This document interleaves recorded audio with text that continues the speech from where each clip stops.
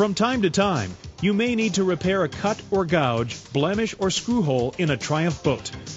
This is accomplished by welding polyethylene with a heat gun or an extrusion-type welder. Some of the tools you'll need to complete this type of repair include an extrusion-type welder or heat gun, a specialty trimming tool available through Triumph, a right-angle die grinder, a random orbit sander, which is one of your most important tools, sanding grits, and a pneumatic or electric buffer.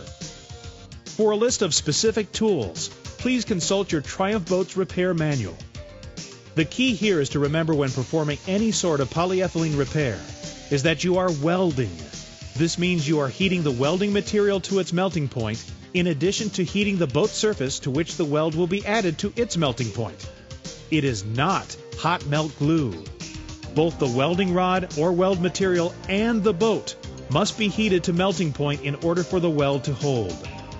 Notice that the technician is melting the welding rod right in front of the crack area to be repaired, so that when he uses the heat gun, both the welding rod and the section of the boat to be repaired are heated to melting. It is important that you use a heat gun instead of a torch.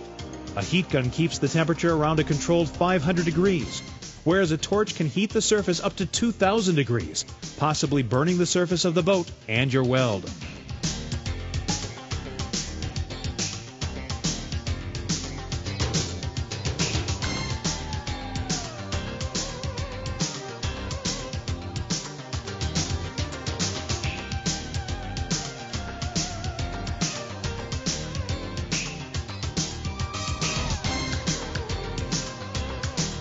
If you're using an extrusion-type welder, make sure that it gets heat to the boat.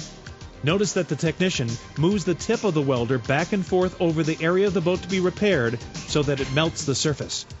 You'll notice the change in the surface as the heat is transferred because it will change color slightly and become glossy. The gun will also move back and forth more freely. At this point, the weld material which has already been heated within the welding gun can be applied.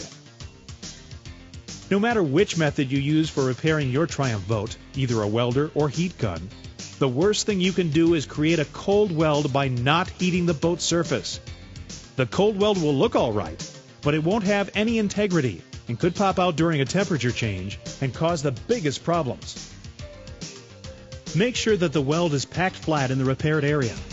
Trim the excess off with our specialized trimming tool, available through Triumph. Be careful not to undercut or gouge, just as you would try to avoid with fiberglass or wood.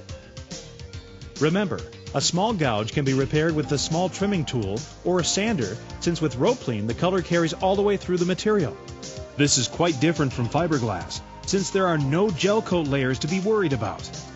Also, when it comes to repairing a small defect, you can use a small Scotch-Brite type pad on a die grinder. Don't go too deep, just enough to remove the damaged or discolored area.